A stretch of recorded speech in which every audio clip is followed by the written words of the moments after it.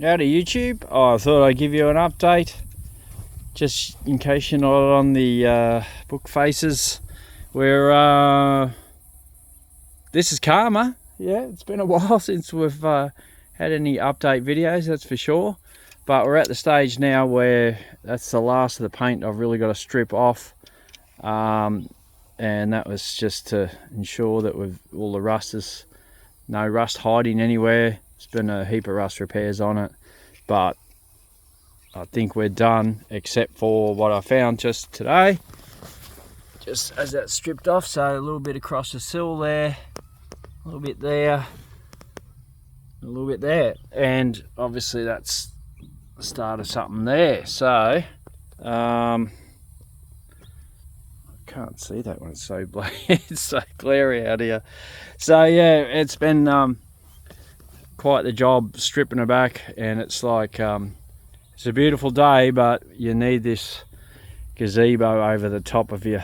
Like, I'd rather strip it out here instead of filling up the shed with dust, but at the end of the day, actually wasn't that much paint on there. Some cars you're stripping back and the paint's, you know, got 20 layers on there and it's been resprayed multiple times, but this was pretty easy going to strip off. So yeah, roof's solid, doors are pretty good.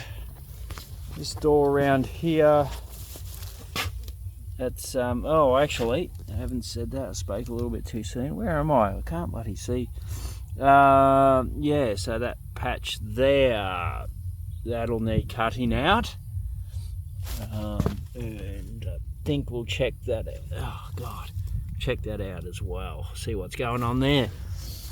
But yeah, so basically been some heavy stripping, but it wasn't too bad. It's just been a bit on the warm side, but generally your essential items are a water bottle, have cold water in that all the time. You can just grab one of those. It is probably 30 degrees today, so generally warm but not hot. You can see what I started with, this bad boy. These Cubitron 36s are the bomb. You just about strip a whole car back with one of them.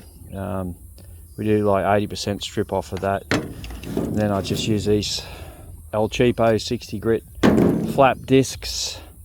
Yeah, but you need, got some noise cancelling headphones there, obviously, and eye protection, and yeah, and you know, you should wear gloves as well, if you, especially if you're not used to it. But